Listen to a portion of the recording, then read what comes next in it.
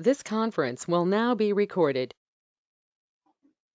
अद्य मङ्गलवासरः बहुवासरः आषाढ शुद्ध एकादशी आषाढ़ एकादशी इति लोके दिनांक 20 जुलै 2021 निदान सन्नध्याय 6 शोषणिना शङ्खं चक्रं जलतान् दधतमृतघटं चारुदोर्भिश्चतुर्भिः सूक्ष्मस्वच्छातुहृद्यां शुकपरिविलसन् मौलिमम्भोजनेत्रं कालाम्भोदोज्ज्वलाङ्गं कटितटविलसच्चारुपीताम्बराढ्यं वन्दे धन्वन्तरिं निखिलगतवनप्रौढदावाग्निलीलम् प्रौढदावाग्निलीलम् ब्रह्मणो हि समारब्धाम् आत्रेयाद्येषु पूजिताम् अस्मदाचार्यपर्यन्तां वन्दे गुरुपरम्पराम्।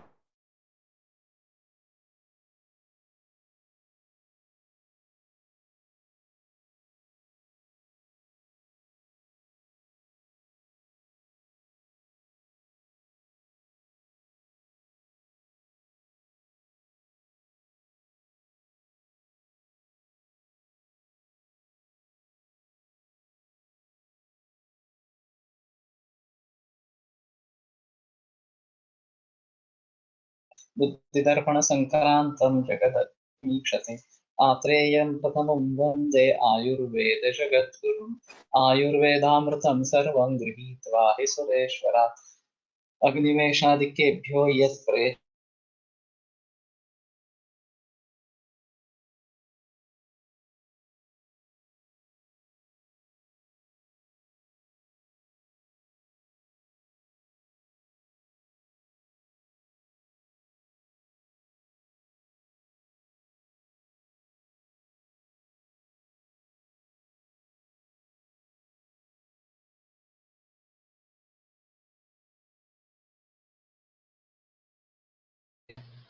ॐ शान्ति शान्ति शान्ति।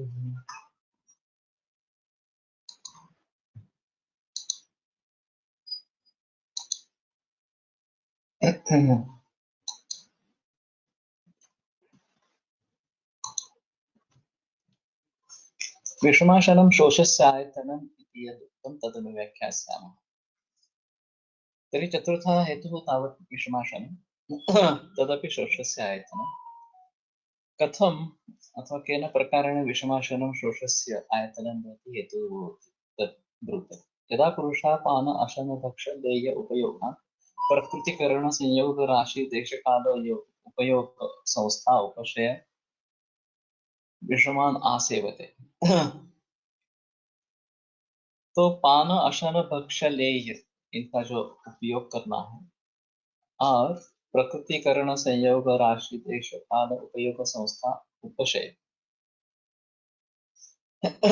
इन सभी का सेवन जो प्राकृतिक स्थिति से होना चाहिए योग रूप से होना चाहिए वो अगर नहीं होता है विषमान आशय तो पान अशन भक्ष लेय इसका विषम इस प्रकार का अगर प्रयोग है प्रकृतिकरण वगैरह के भाव अनुकूल इस प्रकार के नहीं है गैर तरीके से इनका प्रयोग किया जा रहा है ते विषमाः शरीरम् अनुसृत्य यदा श्रुतसम् अयनमुखानि प्रतिवार्य अवतिष्ठन्ति तदा जन्तुः यद् आहारजातम् आहरति तत् अस्य मूत्रपरिश्रम एव उपजायते भूयिष्ठं नान्यस्तथा शरीरधा।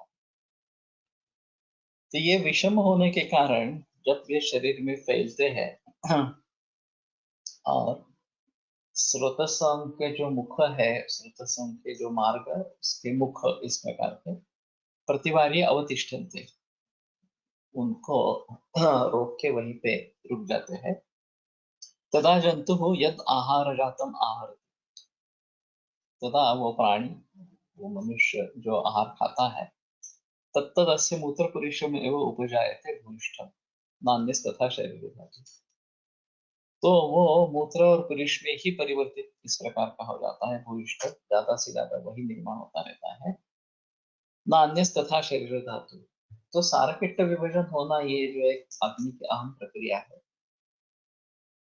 उसमें सार भाग ज्यादा और किट्ट भाग कम, ऐसा ही होना अपेक्षित है। लेकिन अगर उल्टा हो गया कि किट्ट ज्यादा और सार भाग कम इस प्रकार का, तो शरीर धातुओं का पोषण नहीं होगा।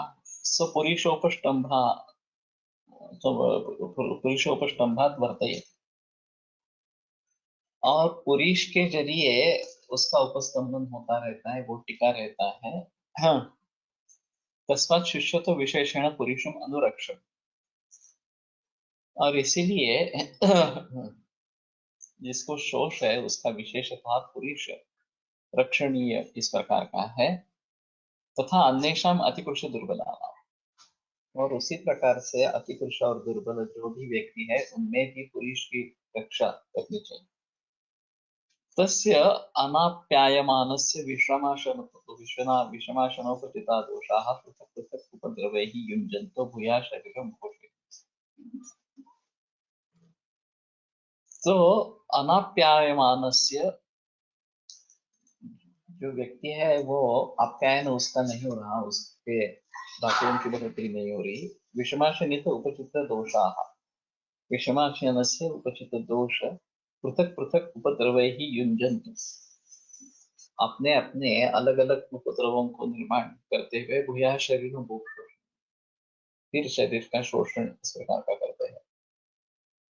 तत्र वातः शूलम अंगमर्दन कंठोध्वंसनम पार्श्व संरोजनम अंसावमर्दन स्वरवेदन प्रतिशायं च उपजनयति।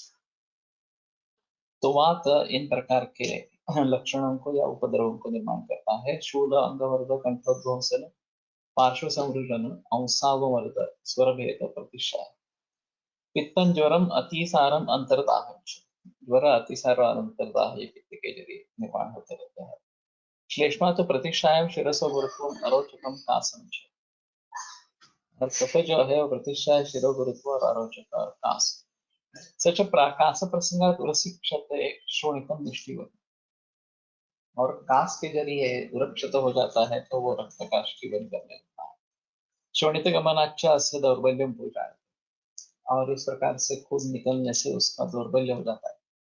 एवं एते विषमाशनोपचिताः त्रयो दोषाः राजयक्ष्माणं समितिर्वर्तते। इस प्रकार से ये विषमाशन से उपचित तीन दोष राजयक्ष्मा निर्माण करते हैं।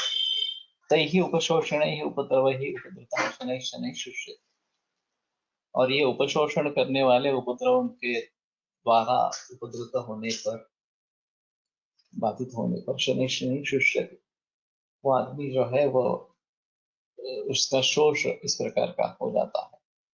तस्मात् पुरुषो मतिमान प्रकृतिकरण संयोग राशि देश काल उपयोग संस्था उपशयात अविषमम आहारम आहारे।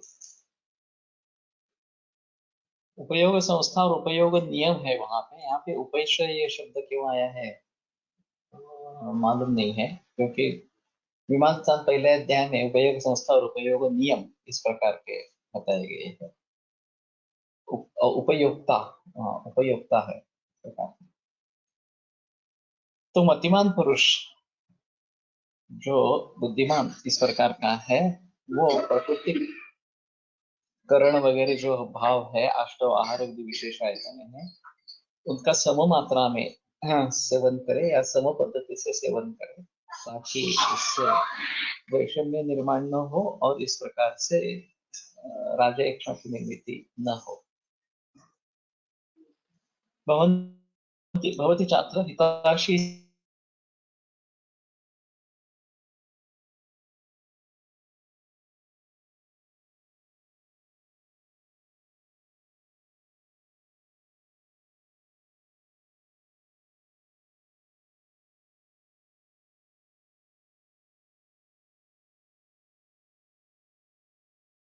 जितना जितनी शरीर की आवश्यकता है उतना ही खाना है। काल भोजी जितेंद्रिया, तो जितेंद्रिय व्यक्ति को योग्य काल में भोजन इस प्रकार का करना चाहिए। तो ये सभी अगर हम करेंगे तो हमारा स्वास्थ्य बना रहेगा, राजा एक की संप्राप्ति वहां पे नहीं होगी। अभी जिसको राजयक्ष्मा नहीं कहा जाता, लेकिन ये सभी विषमाशय हेतु बहुत सारे मरीजों में दिखते हैं। और फिर जिसको रागयक्ष्मा स्पष्ट रूप से हुआ है और जिसको रागयक्ष्मा स्पष्ट रूप से नहीं हुआ है लेकिन फल प्राप्ति उस तरीके से जा रही है, उनमें कैसे भेद करें, ये एक अहम मुद्दा है।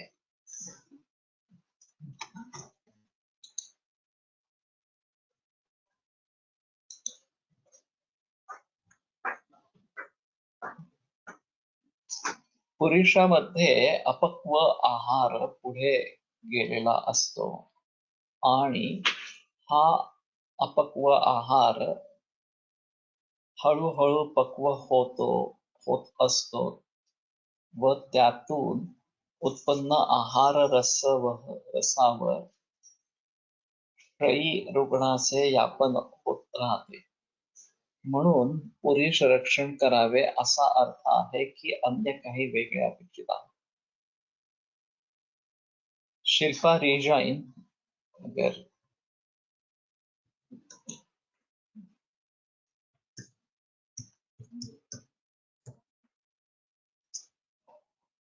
इसमें ऐसा है कि सारकिट्ट विभाजन ही ठीक तरीके से नहीं होती। इसमें अगर अपक्व आहार इस प्रकार का रह जाए तो सान्न मल इस प्रकार का होगा। तुम कहते हो वैसा उसका आगे पचन होता रहे, ये थोड़ी सी बात मुश्किल लगती है क्योंकि पचन का जो हिस्सा है वो ग्रहणी में ही है। तो बलवती अबला अगर बलवत इस प्रकार की ग्रहणी है तो वो अन्न का धारण करती है। अबला तो आममेव विमुच्यते, अबल जो है वो आम को ही बाहर निकाल देती है इस प्रकार से। और फिर आगे उसका पचन होने का चांस नहीं रहता, वो सान्नमन होकर बाहर निकल जाएगा इस प्रकार। लेकिन हाँ, किसी भी पदार्थ का अगर पचन होता है तो हाँ, उसमें सार और पित्त ये दो अंश निर्माण होते हैं और सार भाग का निर्माण ज्यादा होना चाहिए क्योंकि उसके ऊपर भूतायनी प्रतिक्रिया प्रक्रिया निरंतर चलती रहेगी और शुक्र या ओज बनने तक ये प्रक्रिया चलती रहेगी। लेकिन मल जो है मूत्र और पुरुष वो निर्माण होकर वहीं से बाहर निकल जाते हैं, महास्रोत से ही बाहर निकल जाते हैं। अब अगर उनकी मात्रा ज्यादा हो गई और ये कम हो गया, इस प्रकार का सारा अंश कम हो गया, तो उससे आगे जो धातु बनने चाहिए, रसोक्ति से रक्ताय मांसाय कुतये, रस का रक्त भी नहीं बनेगा क्योंकि वो काफी है ही नहीं, पूरा है ही नहीं, तो मांस वगैरह कहाँ से निर्माण होगा। उपस्तब्धस्य शकृता केवलम वर्तते क्षय, तो केवल शकृत के आधार पर, पुरुष के आधार पर वो स्थिर रहता है। और अगर वो भी निकल गया, अतिसार हो गया और वो निकल गया, तो फिर उसका शक्तिपात तुरंत हो जाता है, शक्ति अचानक बहुत ही क्षीण हो जाती है। विषमाशन है अल्पाशन व अनशन प्रामुख्याने हेतु असावा था। विषमाशन का मतलब इतना नहीं है। यह पश्चित सम्यक एवं काले उत्तम सम्यक समस्त कि जो सम अग्नि जो बताया गया है उसका लक्षण करते हुए अन्न का योग्य रीति से पचन करने वाला, योग्य काल में पचन करने वाला वो अग्नि सम इस प्रकार का बताया गया। अब विषमाग्नि की बात बताई गई है, विषम सम्यक अत्याशु सम्यक कॉफी चिराग सच्चे। तो विषम अग्नि जो है कभी तीक्ष्ण होता है, कभी मंद होता है, और तो फिर तीक्ष्ण होता है तो असम्यक अन्न का भी पचन कर लेता है, और अगर मंद हो गया तो जो रेगुलर खाना है उसका भी पचन नहीं करेगा इस प्रकार से। तो विषमाशन का मतलब है कभी ये ज्यादा खा लेना, कभी वो ज्यादा खा लेना, समय पे नहीं खाना खाना वगैरह, और सभी ये प्रकृतिकरण वगैरह सभी जो भाव है आहार विधि विशेष है उनको ठीक तरीके से ध्यान में नहीं लेना। काल निर्धारण कसे, जैसे मैंने बताया था वो भावी साठे सर का प्रयोग, भोजन करने के बाद 3 घंटे तक भोजन करते रहे और 3 घंटे में पहला जितना वेट था उतना हो जाता है, तो 3 घंटे में पचन हो जाता है और उसका शक्ति में रूपांतर हो जाता है, इसलिए वस्तुमान नष्ट हो जाता है। तो ये शायद एक तरीका हो सकता है कि पचन हुआ है या नहीं हुआ है, इस प्रकार के जानने के लिए। और जो बाकी लक्षण बताए गए, उत्साह लक्षण, ये लक्षण कब होते हैं, कितने काल के बाद, ये देखना एक अहम चीज इस प्रकार की रहेगी। और शरीर में लाघव की प्रचिति होना, उत्साह वर्धन होना वगैरह वगैरह, ये बातें होनी चाहिए। तो विषमासन में दोनों हो सकते हैं, अल्पासन अनशन ये दोनों हो, या अत्यशन इस प्रकार का भी हो सकता है,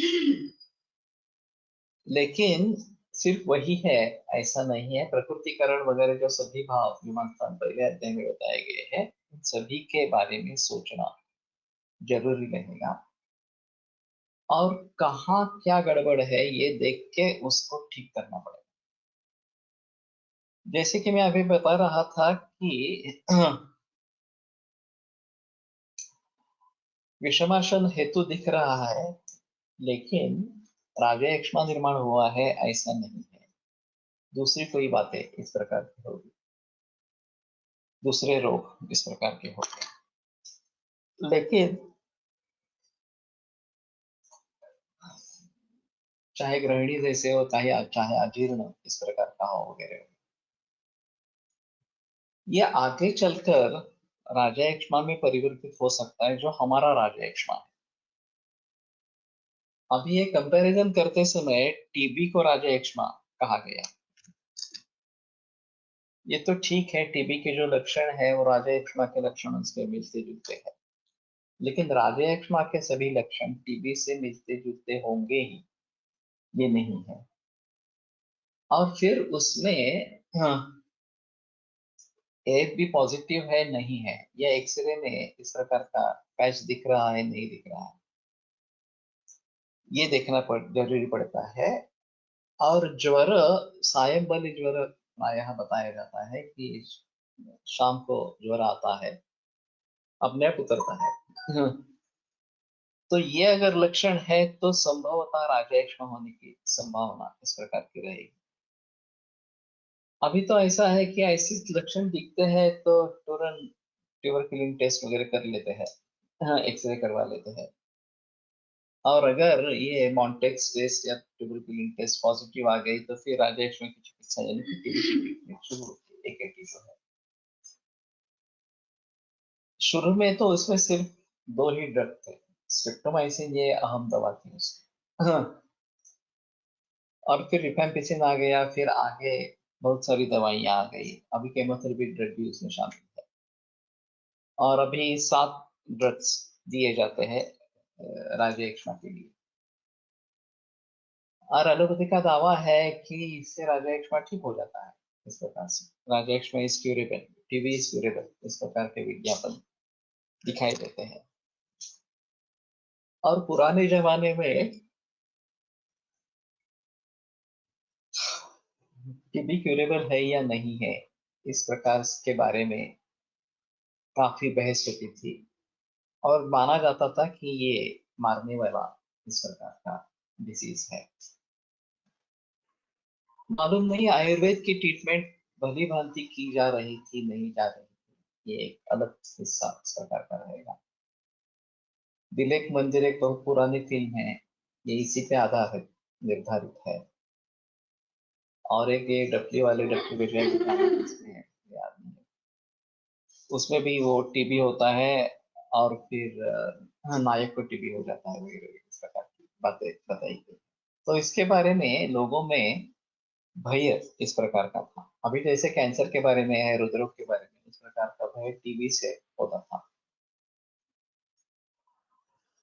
और जैसे ये एकेटी इस्तेमाल में आई, वैसे काफी काबू इन पर पाया गया। लेकिन वैद्यक सत्ता, ये जो आनंद नाडकर्णी की किताब है मराठी में, उसमें शुरू में ही उन्होंने बताया है कि अमेरिका में टीबी कर खोज होकर उसकी दवा मार्केट में आने तक उसका जो इंसिडेंस 75% था वो 12% तक नीचे आ गया था दवा आने से पहले। और केवल अमेरिका की समृद्धि यही उसका कारण था कि उसके जरिए टीबी काबू में आ गया। अब ये माना जाता है कि बहुत सारे विकसनशील या अविकसित देश जो है उनका प्रादुर्भाव उनमें टीबी का प्रादुर्भाव ज्यादा है और ये मानते हैं कि माल नरिशमेंट ये कारण है। और माल नरिशमेंट का कारण इनके पास पैसे नहीं है तो अच्छा खाना पीना नहीं हो सकता है और फिर टीबी की बीमारी बन जाती है इस प्रकार से। और विकसित देशों में ओवर नरिशमेंट है उसके जरिए ओबेसिटी ये मेजर प्रॉब्लम इस प्रकार की हो गई। तो जो जो वैषम्य है वो आर्थिक स्तर पर है, मूल रूप से आर्थिक स्तर पर वैषम्य है। और उन सभी का कहना है कि इन्फेक्शियस डिसीजेज जोर कर रहे हैं उसके पीछे भी हमारी प्रतिकार शक्ति कम है। और प्रतिकार शक्ति कम क्यों है तो ये हमारा खाना पीना ठीक नहीं है इसलिए प्रतिकार शक्ति कम है। ऐसा एलोपैथी की अभी मान्यता इसे एलोपैथी की मान्यता है वो इस प्रकार से सोच रहे हैं।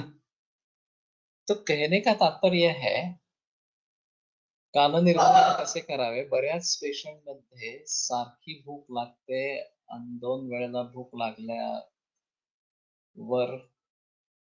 सांगितले जाते सांगितलं तर रोज वेगळ्या टायमिंगला भूक लागते अशा पेशंट मध्ये कसा विचार करावा।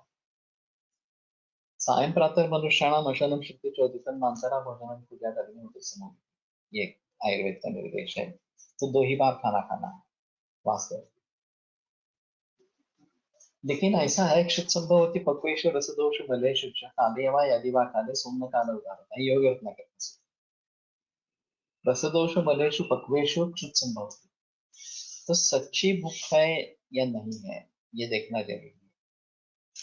तो इसमें क्षुधा और बुभुक्षा ये 2 शब्दों का प्रयोग होता है। क्षुधा वो सच्ची भूख है और बुभुक्षा ये भोक्तुम इच्छा बुभुक्षा खाने की इच्छा है उसमें क्षुधा होनी ही है ऐसा नहीं। अगर खाना नहीं खाएंगे और थकान आती है तो समझ लेना चाहिए कि क्षुधा अच्छी है और खाना खाने के बाद थकान कम होती है तो भी समझ लेना है कि आवश्यकता है खाना खाना। फिर भी हर 2 घंटे के बाद खाना खाना ये उचित नहीं है। रुचिता दिवेकर इनका ये कहना है कि 2 घंटों के बाद खाना खाते रहे हो लेकिन वो जो क्वांटिटी है वो बहुत ही कम क्वांटिटी है। काय ते एकदा दुपारी खायला लागत असेल रोज तर खायला हरकत नाही मी येईन ते परत।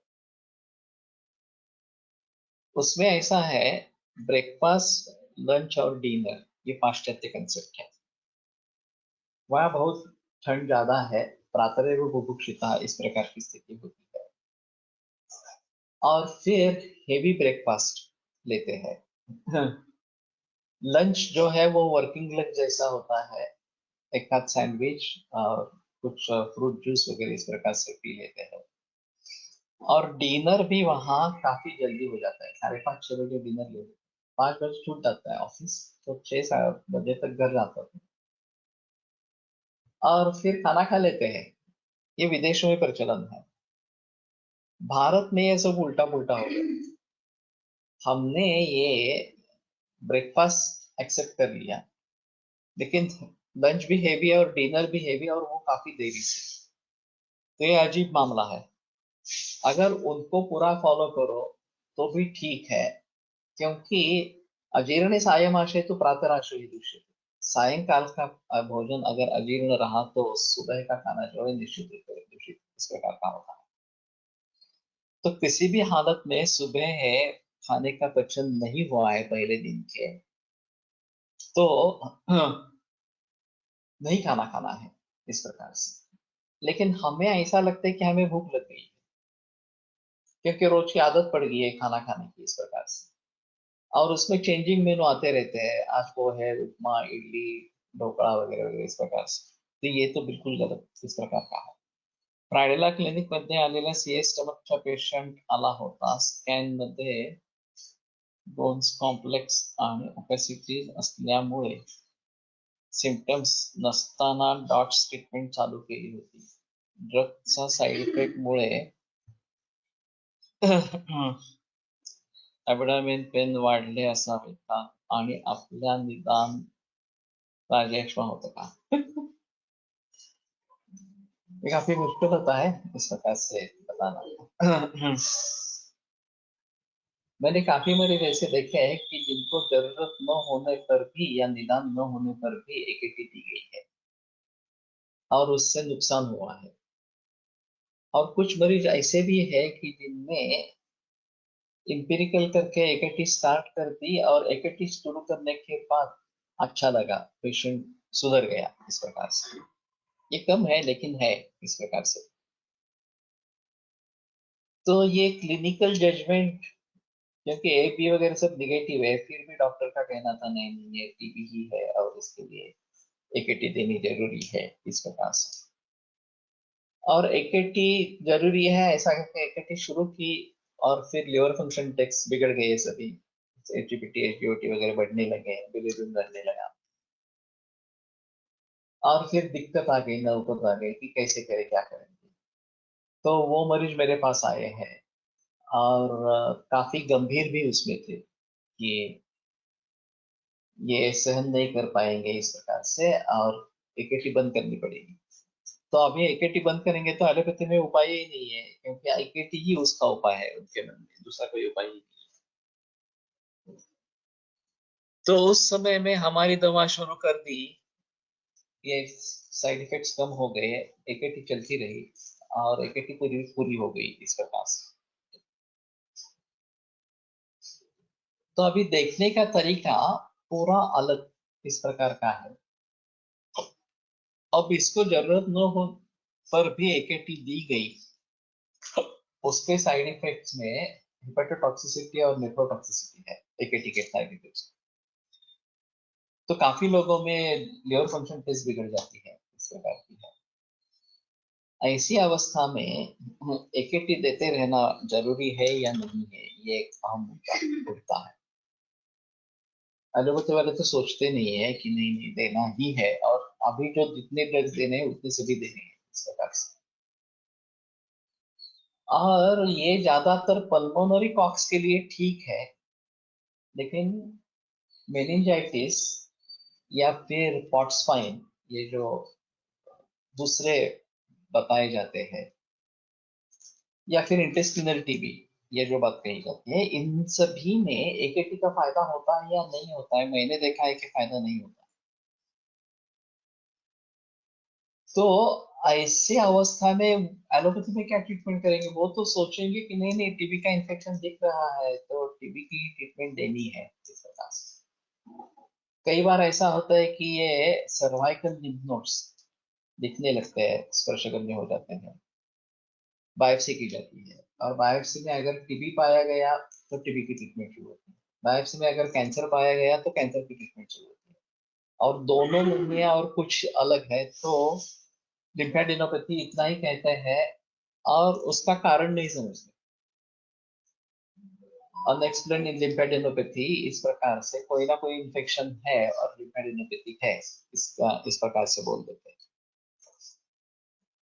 तो व्यवहार में सभी प्रकार के मरीज आते रहेंगे. हमारे यहाँ एक छोटा बच्चा है, छोटा यानी कि 12-13 वर्ष का है, उसको ऑटो इम्यून डिसऑर्डर है और ये एक्सेसरी और सर्वाइकल लिम्फ नोड्स बढ़ते रहते हैं इस प्रकार की स्थिति. रक्त कम हो जाता है, हीमोग्लोबिन ड्रॉप डाउन हो जाता है. अब ये ऑटो इम्यून डिसऑर्डर है, ना ही अनएक्सप्लेन्ड लिम्फेडेनोपैथी है, ना ही कैंसर है, ना ही टीबी है इस प्रकार से. और खासियत यह है कि रक्त की कमी हो जाती है, हीमोग्लोबिन ड्रॉप डाउन हो जाता है. वो 2 तक नीचे आ गया तो हिमेटोलॉजिस्ट ने ब्लड ट्रांसफ्यूजन देने की कोशिश की, उसका उल्टा परिणाम हुआ, वो महीना भर अस्पताल में रहा, काफी कॉम्प्लिकेशंस हो गई। उसके बाद वो मेरे पास आया, मेरे पास भी वही हाल हुआ कुछ महीनों के बाद कि हीमोग्लोबिन ड्रॉप होकर 3.2 पर आ गया। तो मैंने सलाह ली तो पेडिट्रिशियन ने ना कह दिया कि ब्लड ट्रांसफ्यूजन मत करो। और फिर अभ्रलो दवा का मैंने उस समय में प्रयोग किया, उससे वो बच गया और हीमोग्लोबिन बढ़ता गया फिर इस प्रकार से। तो कहने का तात्पर्य अर्थ ये है कि ये काफी कॉम्प्लिकेटेड पिक्चर है इस प्रकार से। और एलोपैथी में तो इसके बारे में कोई सोच नहीं है। अगर आप क्लिनिकली या एविडेंस बेस्ड इस प्रकार से कि ये टीबी है इस प्रकार का निदान कर देते हैं तो एकेटी देनी है। और एकेटी देने के बाद अगर पेशेंट रिस्पॉन्ड करता है तो कोई प्रॉब्लम नहीं है। अगर ये एसजीओटी एसजीपीटी वगैरह बढ़ने लगते हैं, नेफ्रोटॉक्सिसिटी आ जाती है, ऐसा कुछ, तो फिर उसके बारे में सोचना पड़ता है, तो वो हैंडीकैप हो जाते हैं। हाँ, उनको एकेटी बंद भी नहीं करनी है और ये साइड इफेक्ट्स को अनदेखा भी नहीं कर सकते हैं इस प्रकार से। तो शायद वो केसेस आयुर्वेद होम्योपैथी में आ जाते हैं और दोनों दवाइयां साथ में चलने से काफी लोग ठीक भी होते हैं, ये भी बात है। सुश्रुत गेलाय का तो खाली गेला का वर गेला का? हा उठलाय. तू खाल्लं घेऊन येतेस का ते? चरक संहिता सूत्रस्थान 28 अध्यायात पुष्यंतित्व आहार रसात या श्लोकामध्ये पुढे अनुपात धातुष्म मारुत स्रोतांचे असे वर्णन आहे. राजा यक्ष्माच्या संप्राप्तीमध्ये धातुष्मा अपचय सताम संधिरोधे आहे. व्यानवाईचा विचार अनुपहतत्व देखील या ठिकाणी अपेक्षित आहे. वैसे व्यान के कर्म में काफी अन्य भी मुद्दे है और विषमाशन न होना चाहिए। प्रकृतिकरण वगैरह सभी भावों को ध्यान में रखते हुए आहार का सेवन होना चाहिए, एक बात है। और स्रोतस भी अच्छा हो, अग्नि भी अच्छा हो, ये भी बात होना जरूरी है। ये अगर नहीं है तो भी फिर मुश्किल इस प्रकार की होती है। और जो परिणमन आहार का धातुओं में होना चाहिए वो ठीक तरीके से होता नहीं है। युवावस्थेत टीबी होऊन गेला असेल तर त्याचे कॉम्प्लिकेशंस ओल्ड एज मध्ये दिसतील का? हो सकते हैं। उसमें ऐसा है, मेरे मामा थे, उनको ये टीबी हुआ था, ये काफी पुराने जमाने की बात है। और पार्शियल लोबेक्टमी हुई थी क्योंकि उस जमाने में तो एकेटी का प्रचलन नहीं था। टीबी के लिए केवल सैनिटेशन वगैरह इस प्रकार के और सिम्टोमेटिक रिलीफ देते रहना, इतनी ट्रीटमेंट।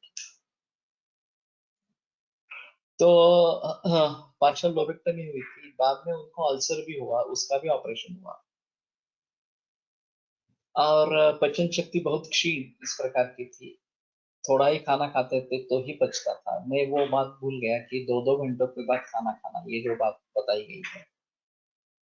अगर आपका अग्नि उतना मंद है कि उससे ज्यादा पचा ही नहीं सकता, 2 घंटों में जितना पचने वाला है उतना ही खाना खाएंगे तो ठीक रहेगा।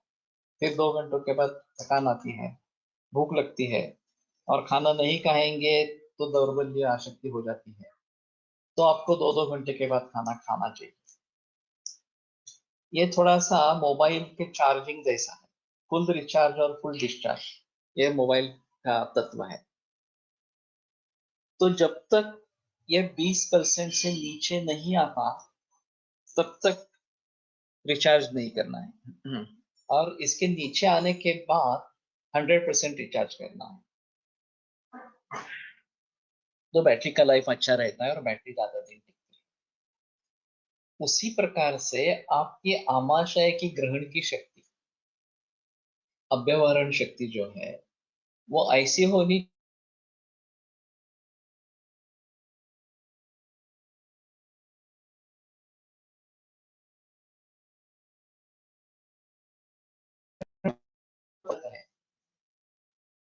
पाचन शक्ति जो है वो भी ऐसी चाहिए कि जितना खाना खाया गया है उसका पर योग्य काल में पचन इस प्रकार का हो जाए, और 6 घंटे के बाद या 5-6 घंटे के बाद फिर से भूख लगे, सुबह का खाना शाम को कब खाना है इसके बारे में सोचेंगे तो। और फिर आमाशय की कैपेसिटी भी उतनी होनी चाहिए कि वो इतने इतने अन्न को स्टोर करे और फिर ये ठीक रहे। तो मेरे मामा के बारे में ऐसा था कि उनको थोड़ा भी हवा में परिवर्तन आ गया, थोड़ा भी खाने में परिवर्तन आ गया तो कास होता था, सकपकास किस प्रकार का, और फीवन ज्यादा बहुत होता था, बिल्कुल दुबले पतले इस प्रकार के। और ये अवस्था उनकी 80 उम्र तक चलती रही, इसी प्रकार से चलती रही। जब मैं वैद्य बन गया और मेरा उनसे बहुत निजी इस प्रकार का संबंध था, हाँ, मुझे बहुत लाड़ प्यार करते थे इस प्रकार से, तो उनको काफी बार मैंने ट्रीटमेंट दी है उसके बाद में। और हर समय में मैंने ये ध्यान में रखा था कि उनको टीबी हो चुका है और वो ठीक तरीके से ठीक नहीं हुआ है। तो अभ्रक भस्म स्वर्णमाली निरसन तुकाला देशवाना च्यवनप्राश ये दवाइयाँ चलती रहती। चाहे सर्दी जुकाम भी हो गया हो, कास हो गया हो, तो भी ये सभी दवाइयाँ चलती और उससे वो मेंटेन रहे, 80 वर्ष तक जिंदा रहे, इसमें प्रॉब्लम नहीं है। लेकिन ध्यान में ये रखना जरूरी था कि इनको टीबी हुआ है और उसकी भली भांति ट्रीटमेंट नहीं हुई है, चाहे एलोपैथी के तरीके से चाहे हमारे तरीके से हो, वो भली भांति ट्रीटमेंट नहीं हुई है। तो ये बड़ेपन में भी होता है इस प्रकार के। खरं तर दिवसातून 4 वेळा भूक लागते, वो आप आदत कैसी डालती है इसके ऊपर थोड़ा सा निर्भर रहेगा। अगर मैं ये सुझाव देता हूँ कि 2 ही दफा खाना उचित है, सुबह 10-10:30 बजे खाओ, शाम को 6-7 बजे खाओ, ये ज्यादा बेहतर ऑप्शन है। लेकिन आप जल्दी घर से निकलने वाले हैं और उस समय भूख नहीं है या उतनी भूख नहीं है कि पूरा खाना खा सके इस प्रकार से, तो मैं सुझाव देता हूँ कि ब्रेकफास्ट लंच को डिवाइड, ब्रेकफास्ट और लंच ऐसा डिवाइड कर। अगर हमने पूरा खाना लिया होता तो दाल चावल रोटी सब्जी ये सब हम खा लेते। अभी उतनी भूख भी नहीं है और उतनी क्षमता भी नहीं है, तो फिर ये डिवाइड करो, सुबह केवल दाल चावल खाओ, रोटी सब्जी साथ में टिफिन में लेके जाओ और दोपहर में खाओ, तो हमारा लंच डिवाइड हो गया, हमने एक्स्ट्रा कुछ खाया नहीं। और शीले चाली गोधूम एवं षष्ठी के साथ वगैरह जो बात बताई गई है कि किन पदार्थों का शीलन करना है उसको हमने छोड़ा नहीं। न शीले ये जो एक लिस्ट बताई गई है वहां पे, वो मांस वगैरह उसमें है, तो वो नित्य रूप से सेवन नहीं करने हैं इस प्रकार से, तो उनको टालना है। अभी जो पोहा उपमा ढोकड़ा सैंडविच और समोसा वड़ा वगैरह वगैरह इस प्रकार से खाया जाता है सुबह है, और कुछ लोगों के घर में शाम का भी खाना इसी प्रकार का परिवर्तित होता है, शाम को रेगुलर खाना खाते ही नहीं है, दाल चावल रोटी सब्जी इसी प्रकार का चेंजिंग मेनू रहता है, और लोग समझते हैं कि इसमें गैर कुछ भी नहीं है। तो ये जो शीलेत और न शीले ये जो बातें बताई गई है ग्रंथ में उसका उल्लंघन हो जाता है। तो अगर आपको परिवर्तन करना है वो 4-6 महीने में एक आध बार या त्योहार के समय ये परिवर्तन कर सकते हैं। और वैसे त्योहार में काफी परंपराएं हैं, होली में पूरण पोली वगैरह इस प्रकार से, तो वो ठीक है। अगर आपको कभी कदाचित इस प्रकार से परिवर्तन लाना है तो वो अपवाद होना चाहिए, नियम नहीं होना चाहिए। नियम जो है वो रेगुलर खाना दाल चावल रोटी सब्जी यही खाना है, बाकी कुछ खाना नहीं है। ऑटोइम्यून डिसीज मध्ये धातू विगुणत्व, धातु में विगुणी दोष प्रकोप करू धातू व धातू विरळ अशा आहाराचा विचार महत्वाचा ठरेल. विशेष करून विरुद्ध आहार देहधातू भूत आणि द्रव्य आणि त्यामुळे चिकित्सेमध्ये रसायन औषधांचा वापर प्राधान्याने वापर करावा. रसायन काही करता हे इसमें यत्किंचित दोषम उत्क्लेशन निर्हरति कायतः आहार जातम तत्सर्वम अहिताय उपपद्यते, ये बताया गया है.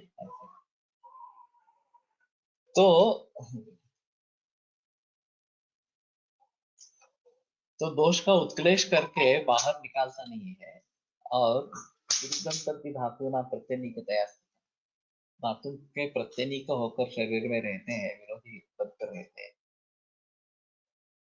तो इसमें दोनों तरीके से नुकसान है, दोष भी बढ़ रहे हैं और धातु की पुष्टि अच्छे तरीके से नहीं हो रही है. धातु के विरुद्ध इस प्रकार के कुछ शरीर में अंश बन रहे हैं इस प्रकार से. तो ऑटोइम्यून डिसऑर्डर्स इसमें अपनी ही प्रतिकार शक्ति अपने ही खिलाफ काम करना आरंभ कर देती है. तो विरुद्धम तद्धि धातुनम प्रत्यनिकतया स्थितम, ये विरुद्ध हो जाता है, धातु के प्रत्यनिक इस प्रकार का रह जाता है शरीर में. हाँ, और वैक्सीनेशन थ्योरी ये एक कारण है ऑटोइम्यून डिसऑर्डर्स की जो एंटीबॉडीज निर्माण होती है शरीर में विशिष्ट वैक्सीन के जरिए. अगर सचमुच उस माइक्रो ऑर्गेनिज्म का अटैक हुआ तो ये एंटीबॉडीज उसके खिलाफ काम करती है और शरीर को बचाती है. लेकिन अटैक हुआ ही नहीं अगर, तो इस एंटीबॉडीज का काम क्या है? और ये हमने कृत्रिम रीति से निर्माण किया है, नेचुरली निर्माण नहीं हुए. तो इनको काम न होने के कारण वो हमने हमारे ही शरीर पर आक्रमण करते हैं. तो विरुद्धम तद्धि धातु ना प्रत्यनिकतया स्थितम, ये विरोधी बनकर, धातुओं के विरोधी बनकर हमारे शरीर में रहेंगे और इसको ऑटोइम्यून डिसऑर्डर कहेंगे. इसमें तो स्टेरॉइड्स दे देते हैं, एलोपैथी में दूसरा कोई चारा नहीं है, तो स्टेरॉइड्स देते रहते हैं इस प्रकार से. फिर स्टेरॉइड्स के भी साइड इफेक्ट्स होते हैं.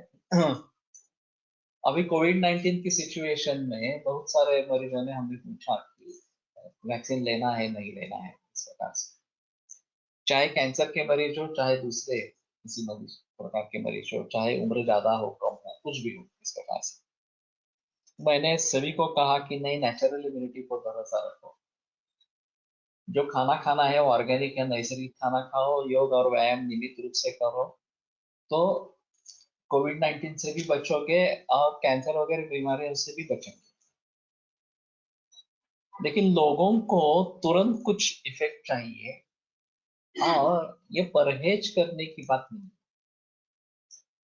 कि नैसर्गिक खाना खाना है, प्रकृतिकरण वगैरह जो अष्टवार विशेष है उनको ध्यान में रख के खाना खाना है इस प्रकार से. और फिर नियमित रूप से योग और व्यायाम करना है. इसके लिए लोगों की तैयारी नहीं है. लोगों को चाहिए कि क्विक वैक्सीन ले लिया, अब कोविड-19 से छुटकारा हो गया, आगे दूसरा कोई वायरस आएगा तो उसका वैक्सीन जब निकलेगा तब देखेंगे. तब तक काफी लोग मर जाएंगे. और WHO ने इशारा दिया था कि 2020 से लेकर भारत में एपिडेमिक या पैंडेमिक बढ़ेंगे और लोग मरेंगे, और वो सिद्ध हो रहा है. स्वाइन फ्लू आया, डेंगू आया, अभी कोविड-19 आया, आगे क्या आने वाला है मालूम नहीं इस प्रकार से. तो वैक्सीनेशन ये उपाय ही नहीं है इस प्रकार से. अभी कल एक न्यूज थी कि पिछले बरस में लॉकडाउन के जरिए बहुत सारे बालक वैक्सीनेशन से वंचित रहे इस प्रकार से, वैक्सीनेशन दे नहीं पाए. अच्छी बात है. तो हमें एक स्टडी करना चाहिए, कंपैरेटिव स्टडी, कि वैक्सीनेशन नहीं हुआ है तो कितने बच्चे बीमार हो गए और वैक्सीनेशन लेकर कितने बच्चे बीमार हो गए. चाहे उस रोग से नहीं, लेकिन दूसरे रोगों से अगर बीमार होते रहते हैं वैक्सीनेशन लेकर, तो हमारे लिए एक अहम मुद्दा बन जाएगा. इसका रिसर्च प्रोजेक्ट में कन्वर्जन करना चाहिए. वैक्सीनेशन नहीं हुआ है, वैक्सीनेशन में रुकावट आ गई है इस प्रकार से, तो क्या असर हुआ बच्चों पर. इस प्रकार से। और कितने बीमार हो गए वैक्सीनेशन न लेने की वजह से, सामने तो रिकॉर्ड आने चाहिए, स्टैटिस्टिकल डेटा। तो उसमें पता चलेगा कि नहीं, वैक्सीनेशन का रोल नहीं है। बच्चों की अगर अच्छी परवरिश होनी है तो हमारे स्वस्थ वृत्त का पालन अच्छा होना चाहिए, हमारा सुवर्ण सेवन अच्छा होना चाहिए, लेना चाहिए। बाल गुटी वगैरह जो बातें हैं, या माँ का ही दूध होना है, या फिर देशी गाय का दूध लेना है आगे, और नैसर्गिक खाना खाना चाहिए। तो ये रहेंगे, और खेलना कूदना वगैरह बच्चों के लिए तो खेलना कूदना ही आवश्यक है। ये अगर करते रहेंगे तो इम्यूनिटी अच्छी रहेगी, उसमें कोई प्रॉब्लम वाली बात नहीं है। अभी इसके जरिए ऑटिज्म हुआ, वैक्सीनेशन के जरिए ऑटिज्म हुआ, ऐसा अमेरिका में सिद्ध हुआ, और कंपनी को कॉम्पेंसेशन देना पड़ा। तो ये बड़ी केस हुई अमेरिका में, और फिर कुछ लोग वैक्सीनेशन से खिलाफ हो गए। वैसे अमेरिका में वैक्सीनेशन मैंडेटरी नहीं है, भारत में 3 वैक्सीन मैंडेटरी है इस प्रकार से। तो इसके खिलाफ भी आवाज उठाना जरूरी है। हाँ। और ये जो सिलसिला चल रहा है कि माइक्रो ऑर्गेनिजम्स और उसके खिलाफ इस प्रकार के एंटीबायोटिक्स, या फिर माइक्रो ऑर्गेनिजम्स के खिलाफ वैक्सीनेशन इस प्रकार का, तो ये सभी बातें एलोपैथी की एक विचारधारा है, और वो एलोपैथी की भी विचारधारा है ऐसा मैं नहीं मानता, ये फार्मेसी की विचारधारा। फार्मेसी के लिए ये बहुत ही मुनाफे वाली बात है कि बहुत अच्छा मुनाफा कमा रहे हैं, वैक्सीनेशन के जरिए भी कमा रहे हैं, और जो विक्टिमाइज हुए हैं कोविड-19 से, उनके जरिए भी रेमडेसिविर से लेकर बहुत सारे दवाइयों के बारे में उनका व्यवहार अच्छा खासा चल रहा है, और उनको काफी उत्पन्न उससे बढ़ गया है इस प्रकार से। तो ये सोचने का तरीका ही गलत है। नेचुरल इम्यूनिटी पर जोर देना बहुत जरूरी इस प्रकार का है, और उसमें पैसा नहीं है। सबसे अहम बात यह है कि उससे किसी को पैसा नहीं मिलने वाला। तो लोगों को अगर पैसा मिलता है तो ही करेंगे। कोविड-19 में भी स्वस्थ वृत्त के बारे में आयुर्वेद ने नहीं बताया, आयुर्वेद वाले जो भी वैद्य हैं उन्होंने स्वस्थ वृत्त के बारे में नहीं बताया, या फिर खाना पीना वगैरह के बारे में, या व्यायाम योग के बारे में कोई बता नहीं रहा। च्यवनप्राश ले लो, काढ़ा ले लो, आयुष का काढ़ा इस प्रकार से। तो दवाइयों पर ही ज्यादा जिक्र है, ये बिल्कुल गलत इस प्रकार की बात है। हमारा मुख्य उद्देश्य स्वस्थ वृत्त का पालन ये होना चाहिए, और दवाइयों का रोल रोग न होने के लिए रसायन औषधियों का प्रयोग है। च्यवनप्राश को इसके बारे में अप्रोप्रिएट कर सकते हैं, उसमें कोई संदेह नहीं है, च्यवनप्राश अच्छी दवा है। लेकिन सिर्फ च्यवनप्राश लेना ऐसा नहीं है, योग और व्यायाम करना, और सिर्फ बाद में उसके साथ में भी च्यवनप्राश लेना। मानसिक स्थिति संतुलन बनी रहे, ये भी एक अहम मुद्दा है। अभी ये काफी मुश्किल हो जाता है। हमारे एक मरीज म्यांमार में था, ब्रह्मदेश में, और पुणे में आता तो रेगुलर इधर रेगुलर दवा लेके जाता था। उसको वहां पे कोविड हो गया, और मालूम नहीं पड़ा मुझे कि वो इतना घबरा गया था कि अपनी पत्नी से, लड़के से भी बात नहीं कर रहा था, भाई से भी बात नहीं कर रहा था। जो भी कम्युनिकेशन चल रहा था उसके मित्रों के जरिए चल रहा था। बहुत ही डिप्रेशन में आ गया इस प्रकार से, और परसों उसकी मौत हो गई। हम्म। तो ये उसको एडमिट किया, तो एडमिट करने के बाद ऐसा लगा कि ठीक है, अभी बचने के चांसेस है, सुधर जाएगा इस प्रकार से। एडमिट करने के 2 दिन के बाद उसकी मृत्यु हो गई। तो इसमें अहम मुद्दा डिप्रेशन का है,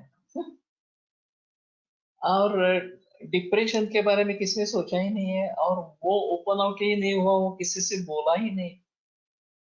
फिर वीडियो कॉन्फ्रेंस भी उसके साथ करते थे, तो सिर्फ हाँ ना इतना ही कहता था, बाकी कुछ मेरी तो बात नहीं हुई उसकी, लेकिन उसकी पत्नी की भी बात तो उसके नहीं हुई। तो लोगों ने ये जो मान लिया कि बस कोविड हो गया, अब मेरा कुछ टिकने वाला नहीं है, मैं मरने वाला हूँ इस प्रकार से। और ये मौत का बड़ा कारण है कोविड-19 की सिचुएशन। तो हमारा मनोधैर्य अगर अच्छा रहेगा तो ये बात नहीं है।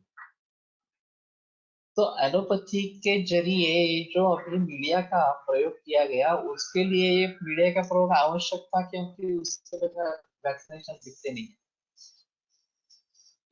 अभी सीरो टेस्ट हुए हैं और 81% मरीज में बगैर कुछ वैक्सीनेशन, बगैर कुछ ये इम्यूनिटी हो गई, एंटीबॉडी निर्माण हो गई है, इन्फेक्शन का पता भी नहीं चला, लक्षण भी नहीं हुए कुछ। तो अगर वैक्सीनेशन का मतलब इम्यूनिटी डेवलप करना है उस रोग के खिलाफ, तो वैसे ही नेचुरल एंटीबॉडीज निर्माण हो जाते, तो वैक्सीनेशन का प्रयोजन ही क्या है? जो लोग ससेप्टिबल है, जिनकी इम्यूनिटी कॉम्प्रोमाइज्ड है, उनके लिए कुछ सोचना है, वैक्सीनेशन सोचना है या नहीं सोचना है, ये अलग बात रहेगी। उनकी इम्यूनिटी को बूस्ट करने के लिए क्या करना है, ये सोचना है। लेकिन अभी इन्होंने सभी लोगों का मानसिक खच्चीकरण कर दिया, पूरे विश्व भर में ये जो भीति का माहौल खड़ा किया कि कोई बचने का चांस नहीं है, ये ऑक्सीजन लेवल ड्रॉप हो रही है और ऑक्सीजन बेड नहीं मिल रहा है, रेमडेसिविर मिल नहीं रहा है, असमर्थता भयंकर नाम, ये जो अग्नि संग्रह है, तो हम कुछ नहीं कर पा रहे हैं, ये असमर्थता भयंकर है। और वो भयंकर बातों में श्रेष्ठ है। तो सबसे अहम मुद्दा है कि सहज कारण व्यक्तिगत चक्र विलंबन बल जो है वो 3 प्रकार का है। एक सहज, जो माता पिता से प्राप्त होता है, जन्म से लेकर होता है। कालज ये तो ऋतु के ऊपर निर्भर है। और दोनों जो ये पेंडेमिक्स हुए हैं, पिछले बरस भी मार्च अप्रैल में शुरुआत हुई थी, थोड़ा वसंत और ग्रीष्म, ग्रीष्म में तो हीन बल है और वसंत ऋतु में मध्यम बल इस प्रकार का है। आगे वर्षा ऋतु में भी हीन बल है। और फिर नवंबर दिसंबर में ये खत्म हो गई, फर्स्ट वेव जो है। तो जैसे ही हेमंत तो शिशिर ऋतु आरंभ हुए, तो बल बढ़ गया, नेचुरल बल बढ़ गया। वॅक्सिनेशन केलं काही नाही, अँटीबॉडी चेक केले तर बऱ्याचदा अँटीबॉडीज तयार झाले नाही.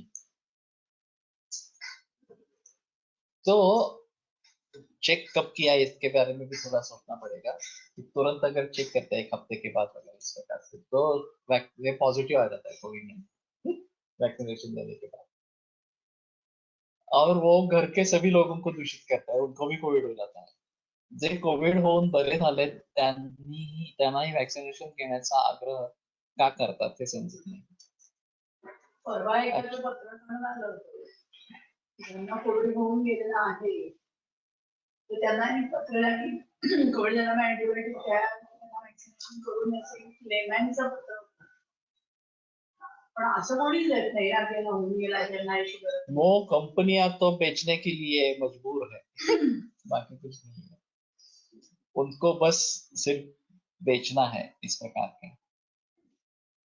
तो अभी मैं समझता हूँ कि सीरो टेस्ट करना जरूरी है, एंटीजन एंटीबॉडीज इस प्रकार की.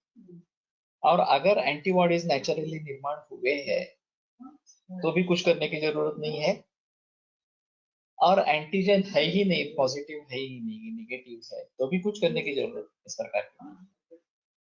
और इम्यूनिटी कॉम्प्रोमाइज जो लोग हैं, चाहे कोमॉर्बिडिटीज हो, डायबिटीज हो, हृदरोग हो, किडनी फेलियर हो, कैंसर हो वगैरह इस प्रकार. तो एलोपैथी का जो कहना है वो सब फार्मेसी ड्रिवन है, उनके बातों में बताओ, हमें अलग से इसके बारे में सोचना है. और वैक्सीनेशन लेना है नहीं लेना है इसके बारे में सोचना है. मैंने तो सभी रुग्णों को बताया कि मत लेना वैक्सीनेशन, मत करो इस प्रकार से. कुछ लोगों ने पहले ही ले लिया था, तो मैंने कहा कि ठीक है, सिर्फ तो दूसरा डोज भी ले लो. और फिर कोविशील्ड और कोवैक्सिन में थोड़ा अंतर है। कोविशील्ड में आरएनए पर काम है, तो वो ज्यादा खतरनाक है। कोविशील्ड में कोवैक्सिन में वायरस के ऊपर जो प्रोटीन है उसको आइडेंटिफाई किया जाता है, तो ये थोड़ा ज्यादा सेफ रहेगा। अगर लेना है तो कोवैक्सिन ही लेना है, ऐसा थोड़ा बताना पड़ेगा इस प्रकार से। लेकिन ऐसा है कि ये सोच ही गलत है।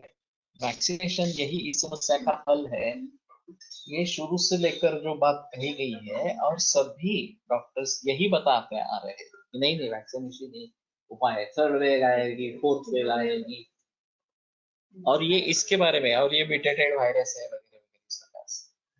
नया वायरस आ गया तो क्या करेंगे, फिर उसके लिए और वैक्सीन निर्माण करना है, उस निर्माण होने में भी 8-9 महीने लग जाएंगे, और फिर तब तक कितने लोग मरेंगे मालूम नहीं है। तो इम्यूनिटी का कंसेप्ट स्प्रेड करना ये बहुत जरूरी है।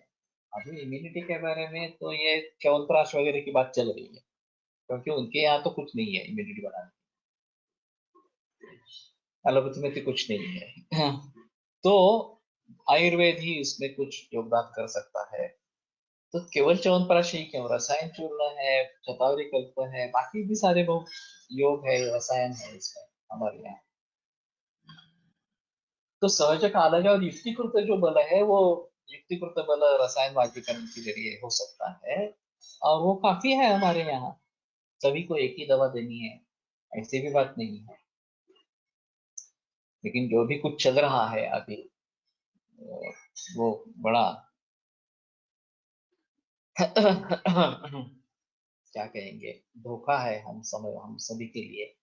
विचारों में परिवर्तन आना बहुत जरूरी है, और वो नहीं आएगा क्योंकि ये सब फार्मेसी ड्रिवन है, ये सब अर्थ के हिसाब से चल रहा है। और जब तक इसमें से कुछ प्राप्ति नहीं होगी तब तक इस प्रकार से उपाय सुझाए नहीं जाएंगे। अभी ये कारपोरेशन ने काफी जगह व्यायाम के साधन लगाए हैं, और वो एक अच्छा स्टेप है। तो धीरे धीरे लोग बढ़ने लगे हैं व्यायाम करने वाले इस प्रकार से। हाँ, ये लॉकडाउन में मैं जाता था, हम 2-3 आदमी रहते थे। अभी युवा पीढ़ी भी काफी आ रही है, और 15-20-25 लोग होते हैं व्यायाम करने के लिए सुबह 6:15 इस प्रकार से। तो उसमें भी मैंने सुना कि उसमें भी टेंडर्स पास करना वगैरह, तो सभी के बारे में पैसा खाया जाता है इस प्रकार से, और इसलिए प्रचलन में आया। तो ठीक है, पैसा खाकर भी सही, लेकिन लोगों के लिए उपयुक्त काम अगर हुआ है तो ठीक है, मैं समझता हूँ। लोगों में व्यायाम के प्रति जागृति बढ़नी चाहिए। हाँ, और इसकी आदत पड़नी चाहिए, व्यायाम की आदत पड़नी चाहिए, तो अच्छा है। ठीक है, कल आगे बढ़ेंगे। कल दोपहर में ये लेक्चर, योग सूत्र का लेक्चर नहीं होगा, सुबह सिर्फ ये हमारा लेक्चर है वो होगा। आयुर्वेद प्रकांडो निगदितैः शल्यतंत्र प्रधानः शिष्येभ्यः शाश्वतोऽयं निखिलजनकृपा व्याप्तचित्तेन येन आयुर्वेदस्य वाञ्छन् पुनरपि भुवने ताञ्च सुष्ठुः प्रतिष्ठां श्रेष्ठं धन्वन्तरिं तं प्रणमति च सदा वैद्यवर्गो हि नूनम् वैद्यवर्गो हि नूनम्। वॅक्सिनेशनची सुरुवात आयुर्वेद पासून झाली असं म्हणतात, विशेषतः देवीच्या बाबतीमध्ये जे फोड आलेले आहेत त्याच्यापासून वॅक्सिन बनवलं जात असं ऐकिवात आहे. पण त्याच्याची थॉट प्रोसेस जी आहे ती ॲलोपॅथीची आहे, आयुर्वेद म्हणण्यात काही फार असे